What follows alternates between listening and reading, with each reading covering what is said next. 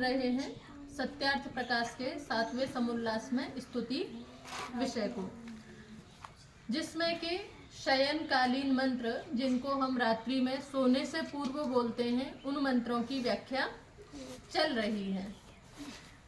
पिछली कक्षा में हमने यज्जाग्रतो दूरम उदयति दैवम पढ़ा था कि जो हमारा मन जागते हुए दूर दूर तक जाता है और सोते हुए दूर दूर तक जाने के समान व्यवहार करता है, वैसा जो दूर तक जाने वाला है और ज्योतिषाम ज्योति ही, प्रकाशकों का भी प्रकाशक है। या प्रकाशकों के प्रकाशक से क्या तात्पर्य था? प्रकाशक कौन है? इंद्रियां। और इंद्रियों का प्रकाशक कौन है? मन है। क्योंकि इंद्रियां जब मन के साथ में संयुक्त होती है तभी हमें किसी भी वस्तु का, किसी भी विषय का क्या है? बोध होता है, ज्ञान होता है। तो इसीलिए यहाँ पे मन को क्या कहा है? ज्योतिषाम ज्योति ही। और वो कैसा है? मन एक ही है। जब तक हमारा शरीर है, हमें जब हमने जन्म लिया, हमारे कितने जन्म हुए, जन्म लेने के बाद में मृत्यु, पुनः जन्म, पुनः मृत्यु, ये एक चक्र क्या है? चलता रहता है। तो ये मन क्या है? हमेशा साथ में रहने वाला, मन नहीं बदलता है। यानी जो हम इस जीवन में कमाएंगे, जैसा हम अपने मन को इस जीवन में बनाएंगे, तो अगले जन्म में हमारा मन आगे जो है वहीं से शुरू होगा। जैसे आप पिछली कक्षा में जो पढ़ाई करते हैं, अगली कक्षा में आपकी पढ़ाई उससे आगे से शुरू होती है, अगला स्टेप शुरू होता है ना। आपने पिछली कक्षा में जोड़ घटाव गुणा भाग सीख लिया, तो अगली कक्षा में क्या शुरू होगा? हाँ, देखिए, उससे अगला स्टेप शुरू होगा, यानी दशमलव शुरू होगा, भिन्न शुरू होगी, है ना, ब्याज शुरू होगी, अन्य जो अगला जो स्टेप है, अगली जो श्रेणी है वो शुरू होती है। तो ऐसे ही हम इस जीवन में अपने मन को जैसा बना देते हैं, जैसा तैयार कर देते हैं, हमारे अगले जन्म में हमें उतना तैयार मिलता है। इसीलिए बड़ी बड़ी आयु के लोग क्या करते हैं? अष्टाध्यायी याद करते हैं। नहीं, सोच के देखे बोले इनको अब ये जीवन का कोई भरोसा नहीं, कभी भी मृत्यु आकर के दरवाजा खटखटा रही है, कभी भी मृत्यु आ सकती है। और ये इस आयु में अष्टाध्यायी याद करके क्या करेंगे?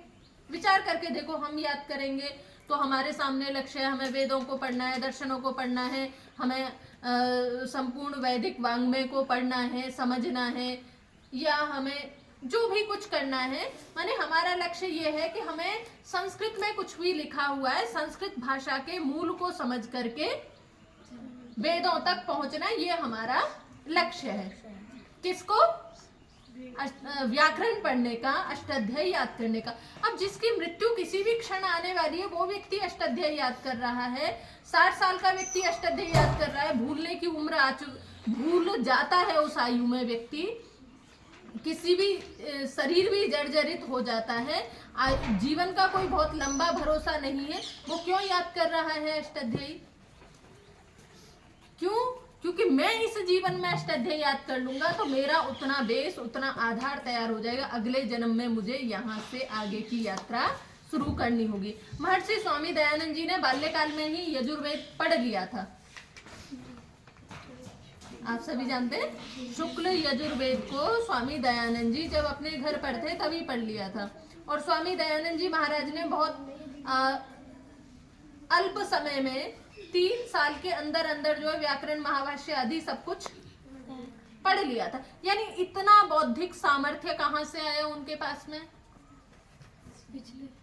यानी पूर्व जन्मों का जो संचित कर्म था, पूर्व जन्मों में जो उन्होंने अपने मन के ऊपर काम किया था, वो उसका लाभ उनको इस जन्म में मिला। हो सकता है हमारे में से कईयों की बुद्धि बहुत तीव्र हो, कुछ लोग बहुत तेजी से ग्रहण कर लेते हैं, कुछ को उसी चीज को समझने में, याद करने में ज्यादा समय लगता है। अपेक्षाकृत कारण क्या है उसका? उसका पूर्व जन्म की मेहनत ज्यादा है, हमारी पूर्व जन्म की मेहनत कम है। तो ये मन कैसा है? एक है, आपके साथ में रहने वाला है, इसीलिए हमेशा इसके ऊपर पुरुषार्थ करना चाहिए। यानी जो आप जितना अच्छा इस जन्म में कर लेंगे, आपका मन आगे वहीं से आपको, यदि हर साल हमें उसी श्रेणी से पढ़ना पड़े तो कभी हम आगे ही नहीं बढ़ पाएंगे। सोच के देखो, हमने गुणा भाग जोड़ घटा पढ़े और अगले साल आते तक हम भूल जाएं, फिर हमें अगले साल वही पढ़ना पड़े, हम कभी आगे बढ़ पाएंगे? कभी उन्नति कर पाएंगे? नहीं कर पाएंगे ना। यानी नया नया नया है ना, उससे आगे तो उन्नति होगी। तो ऐसे ही ये मन क्या है, तैयार हो जाता है, फिर उससे आगे। तो हम जितना अपने इस मन के ऊपर काम करेंगे, ये वैसा ही जो है हमारे लिए उतना अच्छा बनेगा। मैंने आपको पीछे एक उदाहरण दिया था, सोनीपत के एक महानुभाव हैं, 60 प्लस की आयु के हैं और उन्होंने पूरी अष्टाध्यायी को याद कर लिया। अभी एक और है उनके सहपाठी, उनकी भी होने वाली है, 8वें अध्याय का 3रा पाठ चल रहा है। आप लोगों को प्रेरणा लेनी चाहिए। मतलब इतनी बड़ी आयु के लोग अष्टाध्यायी को याद कर रहे हैं और हम बच्चे होकर के ना कर पाए तो फिर, या हम बच्चे होकर के बहानेबाजी जो करते हैं तो फिर वो शोभा नहीं देता है। ठीक है, तो ये मन कैसा है, एक है, और ये क्या है, प्रकाशकों का भी प्रकाशक है। अगला हमारा मंत्र है, येन कर्माण्यपसो मनीषिणो यज्ञे कृण्वन्ति विदथेषु धीराः यद पूर्वं यक्षमन्तः प्रजानां तन्मे मनः शिव संकल्पमस्तु। ये कह रहे हैं, येन कर्माणि अपसः मनीषिणः। स्वामी जी महाराज क्या लिखते हैं हम देखते हैं। तो स्वामी जी महाराज लिखते हैं, हे सर्वांतर यामी, जिससे कर्म करने हारे धैर्य युक्त विद्वान लोग यज्ञ और युद्धादि में कर्म करते हैं। देखो क्या कहा है, जिससे कर्म करने हारे, जो कार्यों को करते हैं ऐसे धैर्य युक्त विद्वान लोग, विशेषण दिया है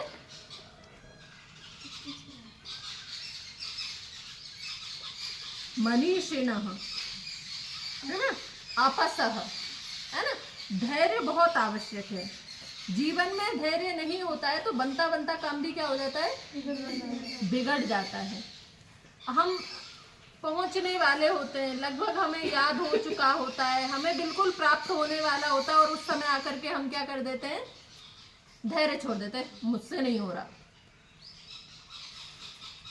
यानी जितनी यात्रा तैयारी की थी, सब कुछ किया था, एक अंतिम बिंदु, एक सीढ़ी पर क्या आकर के हमने क्या मान ली, हार मान ली। यानी कुछ भी पाना है जीवन में, क्या है, कुछ भी पाना है, चाहे विद्या प्राप्त करनी है, चाहे धन प्राप्त करना है, चाहे बल प्राप्त करना है, चाहे यश प्राप्त करना है, हर एक कार्य के लिए किसकी आवश्यकता है, धैर्य की आवश्यकता है। ईश्वर को पाना है तो भी धैर्य की आवश्यकता है। आपको किसी कला विशेष में निपुणता पानी है तो वहां भी क्या है, धैर्य की आवश्यकता है। आप ड्राइंग बनाते हैं, चित्र निर्माण करते हैं, कितना ध्यान से धैर्य के साथ में बनाते। पहले छोटा बच्चा को जो आर्ट बनाना शुरू करता है, उसका आर्ट कैसा होता है, जब उसने पहली बार अ लिखा होगा, किसी छोटे बच्चे को देखा होगा ना। अब आप अपना देखो, आपने जब पहली बार अ लिखा होगा, उस अ से यहां तक की आपकी यात्रा विचार करके देखिए, कितना अंतर आया, कैसे आया। आप उसी दिन हार मान जाते हैं, मुझसे तो लिखा ही नहीं जा रहा है। हार नहीं मानी ना, करते रहे करते रहे। तो क्या कहा, धैर्य युक्त जो हैं, और कैसे हैं, मनीषी विद्वान लोग यज्ञ और युद्धादि में कर्म करते हैं। अब यहाँ पर यज्ञ में कर्म करते हैं, समझ में आता है। आप नित्य प्रति यज्ञ करते हैं और युद्ध में कर्म करते हैं, दो ही प्रकार के कर्मों की बात कही गई है। बाकी जीवन भर दुनिया में जो काम करते हैं वो कहाँ जाएंगे। हमारा पूरा जीवन ही यज्ञ है। क्या है, हमारा पूरा जीवन ही यज्ञ, हम जो भी कुछ करते हैं वो यजनीय है। आप एक भजन भी बोलते हैं ना, वेदों से यह सार ऋषियों ने निकाला है, मनुष्य का तन एक सुंदर यज्ञशाला है ना, श्रवण चक्षु नासिका त्वचा जिह्वा मन बुद्धि है आदि आदि, है ना। यानी हमारा पूरे शरीर में भी क्या चल रहा है, यज्ञ चल रहा है। प्रकृति में नित्य प्रति यज्ञ चल रहा है। यानी जब भी जहां भी कुछ उन्नति का कार्य हो रहा है, जहां किसी का सहयोग हो रहा है, जहां किसी की भलाई का कार्य हो रहा है, जहां किसी का हित चिंतन हो रहा है, जहां किसी बिगड़े काम को बनाया जा रहा है, जहां ईश्वर का आज्ञा का पालन हो रहा है, जहां ईश्वर की बात मानी जा रही है, जहां वेदों के अनुकूल जीवन जिया जा रहा है, वो सब क्या है, यज्ञ है। यज्ञ देव पूजा संगति करण दानेषु। यानी हमारा पूरा जीवन ही यज्ञ में है। एक विद्यार्थी यदि सही से विद्या अध्ययन कर रहा है, अपनी दिनचर्या का पालन कर रहा है, तो वो क्या कर रहा है, यज्ञ कर रहा है। तो यहाँ कर्म की बात कहाँ पर आई, यज्ञ में, और कहाँ पर आई है, युद्ध भूमि में। एक और भजन है, सुनते होंगे ना, संग्राम जिंदगी है लड़ना उसे पड़ेगा, जो लड़ नहीं सकेगा आगे नहीं बढ़ेगा।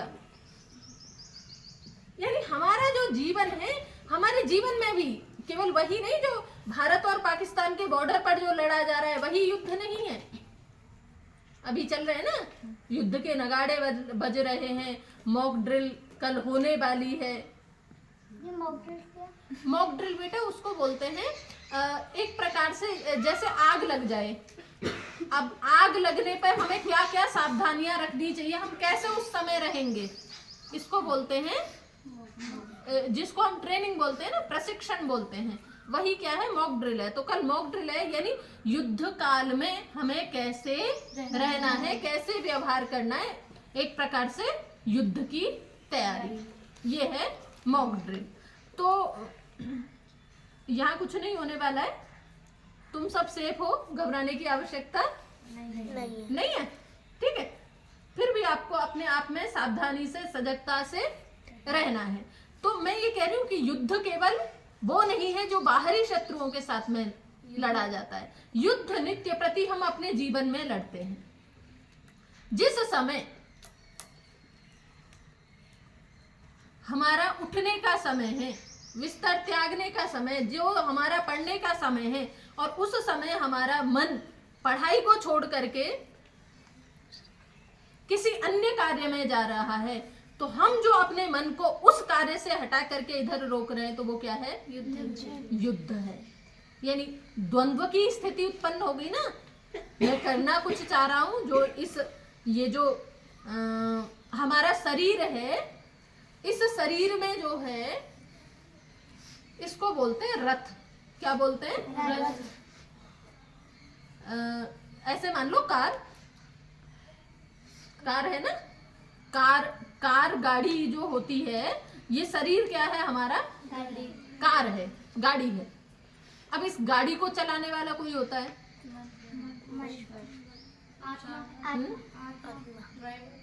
ड्राइवर, हाँ, ठीक है, ड्राइवर ही चलाता है।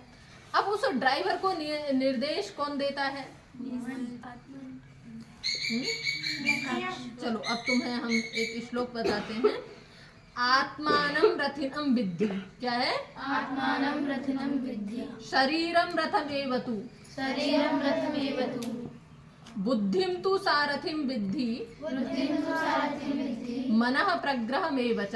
मनः प्रग्रहमेव च। ये जो शरीर है, इस शरीर का क्या है, मालिक, जैसे गाड़ी का कोई मालिक होता है ना, इस शरीर का मालिक कौन है, आत्मानं रथिनं विद्धि।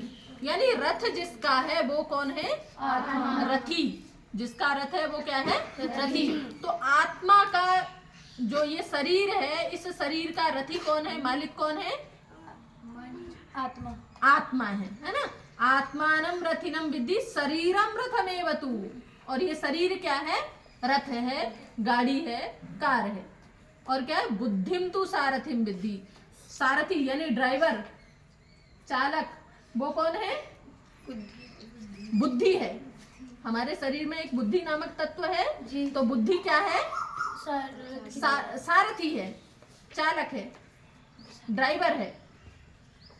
अच्छा, ड्राइवर अपनी मर्जी से गाड़ी चलाता है या मालिक की मर्जी से गाड़ी चलाता है? और मालिक की मर्जी से ना चलाए तो मालिक क्या करेगा? नौकरी से हटा देगा, पिटाई करेगा, वेतन नहीं देगा, उसके कार्य से हटा देगा। ऐसा ही होता है ना। तो ये हमारी जो बुद्धि है वो क्या है? सारथी है। और सारथी को कुशल सारथी होना चाहिए, यानी इशारों से काम करने वाला। किससे काम करने वाला? इशारों से काम करने वाला।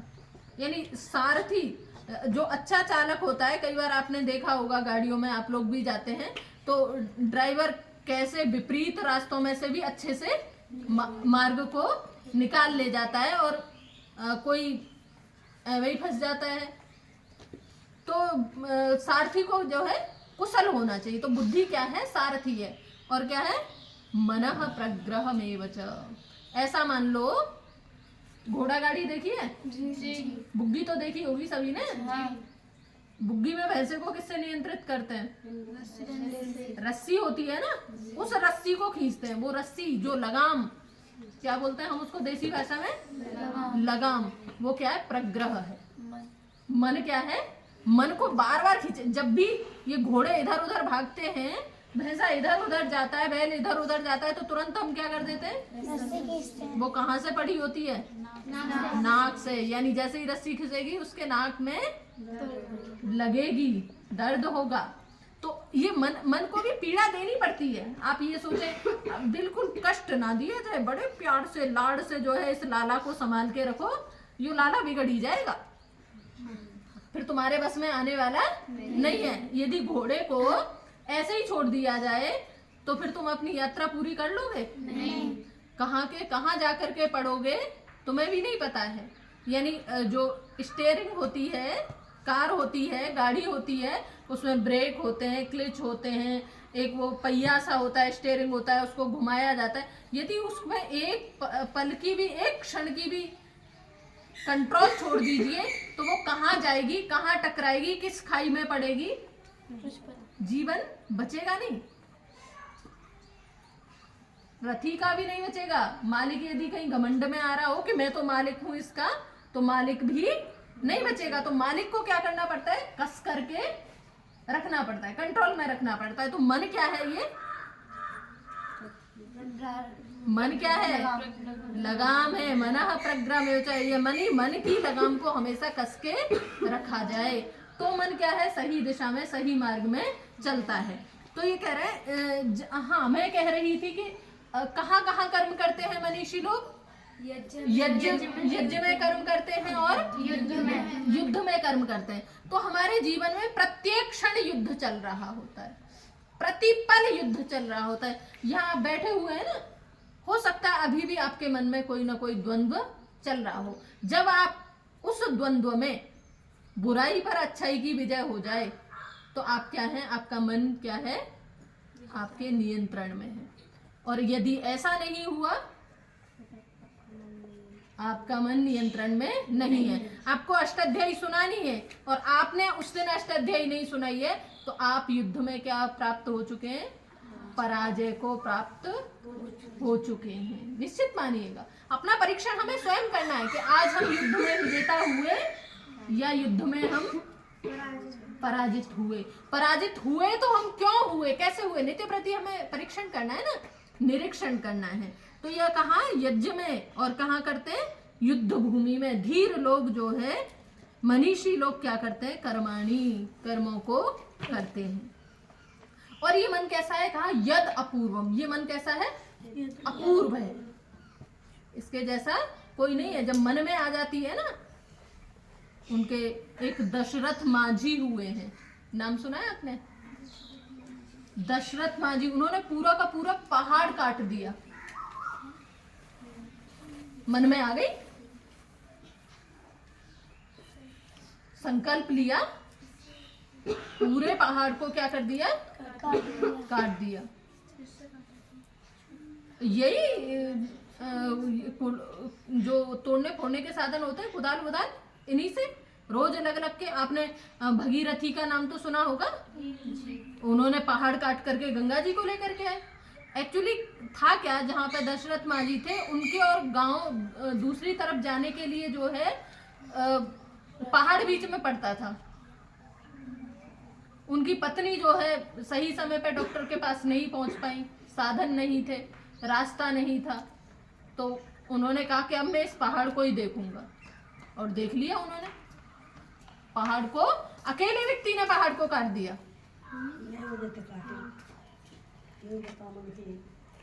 है ना।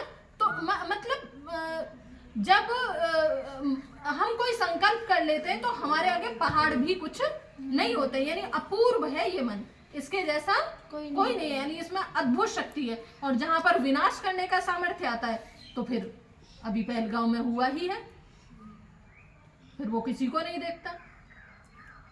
पीछे ताज होटल में हुआ था, या कभी कभी कहीं कहीं जो आतंकी हमले होते हैं, जो भी होता है, यानी क्रूरता आती है तो इस लेवल की आ जाती है कि आप कल्पना भी नहीं कर सकते। और जब उत्थान का लेवल आता है तो समाज देश के उत्थान के लिए अद्भुत कार्य कर जाते हैं,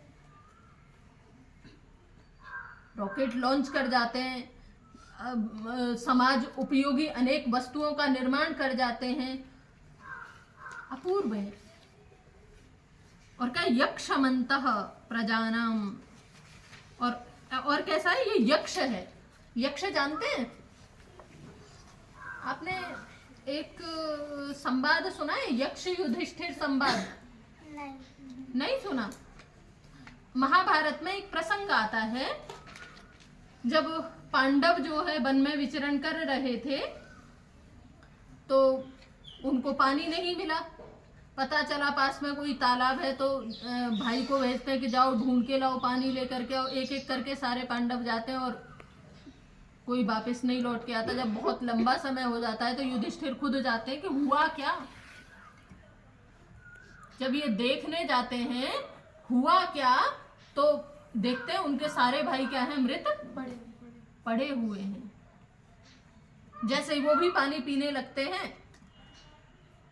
तभी सावधान राजन, आप यदि जल पिएंगे तो मृत्यु को प्राप्त होंगे। आपको जल पीना है तो पहले मेरे प्रश्नों का उत्तर देना पड़ेगा। यक्ष तो मतलब वहां पर यक्ष युधिष्ठिर का संवाद आता है। वास्तव में यक्ष क्या है, एक प्रकार से ऐसे मान लो, आपने वो सुना है एक अलाउद्दीन का चिराग, क्या होता है उसमें, या वो एक छड़ी होती है, जादू की छड़ी, है ना, क्या करते हैं, घुमाओ और प्राप्त हो जाए। ऐसा कोई सीरियल आता था ना, अच्छा बालवीर में आता है। उसके पास में छड़ी है, शक्ति है उसके पास में। तुम्हें ऐसी शक्ति मिल जाए तो बहुत अच्छा हो जाएगा। तो यक्ष बोलते हैं पूजनीय व्यक्ति को। तो ये मन कैसा है, पूजनीय है। पर पूजनीय होता कब है, जब ये अच्छे कार्य करता है। जो व्यक्ति अच्छे कार्य करते हैं वो पूजा को प्राप्त होते हैं। तो ये मन है, पूजनीय है। क्यों पूजनीय? क्योंकि हमारा बहुत सारा सामर्थ्य जो है इसके ऊपर निर्भर है, हमारे कार्य करने की शक्ति जो है इसके ऊपर निर्भर है। और ये कहाँ रहता है, प्रजाओं के अंदर रहता है। प्रजा कौन है, प्रकृष्टेन जायते इति प्रजा। जितने भी जो भी उत्पन्न हुए हैं वो सब क्या है, प्रजा है। ऐसा नहीं है तुम्हारे पास ही मन है, गिलहरी के पास भी मन है, ये जो तोता पीछे बोल रहे हैं इनके पास भी मन है, मोर के, हर एक व्यक्ति के, हर एक जीवात्मा के साथ में उसका मन जुड़ा हुआ है। कहा था ना मन एक ही है। जब भी जन्म लोगे साथ में मन, सबका मन अपना अपने साथ में आना है, सबका मन आपके साथ में ही रहना है। तो ये मन जो है जो प्रजाओं के अंदर रहता है, अंतः प्रजानाम, क्या है, अंतः प्रजानाम, प्रजाओं के अंदर रहने वाला है। और जो कैसा है, यक्ष है, पूजनीय है, जो पूजनीय बना देता है। कब, जब यज्ञनीय यजनीय कार्य करते हैं तो ये मन क्या कर देता है, हमें पूजनीय बना देता है। एक प्रकार से देखें तो पूजनीय तो बनाएगा ही, पूजनीय है। हम आंख से कुछ देख रहे हैं, आंख के साथ में मन का संबंध होगा तो ये हम उस चीज को ग्रहण कर पाएंगे। तो बीच का बिचौलिया होगा ना, बुद्धि तक सामर्थ्य पहुंचाने वाला, सूचना देने वाला। तो पूजनीय है ये मन, और प्रजाओं के अंदर रहता है, अपूर्व है। ऐसा ये मन मेरा कैसा हो, तन्मे मनः शिव संकल्पमस्तु। ये कैसा हो, शिव संकल्पों वाला हो, अच्छे विचारों वाला हो, अच्छे गुण कर्म स्वभाव से युक्त हो, दुष्ट कर्म दुष्ट गुण दुष्ट चीजों से क्या हो, पृथक हो, अलग हो। ऐसी हम क्या करें, नित्य प्रति प्रार्थना करें। स्तुति का प्रकरण जा चुका है बेटा जी, अभी किसका प्रकरण चल रहा है, प्रार्थना का प्रकरण चल रहा है। तो ऐसी हम क्या करें, परमपिता परमात्मा से प्रार्थना करें। आप शाम को रोज सोते समय बोलते हैं जी। तो अपने मन को बलिष्ठ बनाने की, अपने मन को पुष्ट बनाने की, अपने मन की शक्तियों को जागृत करने की रोज क्या करें, परमपिता परमात्मा से प्रार्थना करें। और ऐसे शुभ संकल्पों के साथ में, शुभ विचारों के साथ में सोएंगे, क्योंकि विचारों का बहुत बड़ा महत्व होता है। विचार भावना बहुत शक्ति होती है। यदि किसी के अंदर जरा सी नकारात्मकता आ जाए तो दुनिया तहस नहस हो जाती है, और थोड़ी सी सकारात्मकता आ जाए, एक जरा सी माचिस की तीली डालो, पूरा खेत जल के राख हो जाता है। और थोड़ा सा पानी डाल दो, पौधा क्या हो जाता है, खिल जाता है, सुंदर सुंदर फूल आते हैं, मन को हर लेते हैं, वातावरण को सुगंधित कर देते हैं। तो ये जो है, हमें सकारात्मकता को बनाए रखना है, अपने मन में रोज पानी देना है, माचिस की तीली नहीं लगानी है। ऐसी हम रोज प्रार्थना करें परमपिता परमात्मा से, और अपने मन को शुद्ध पवित्र निर्मल बनाएं। आज के लिए इतना ही।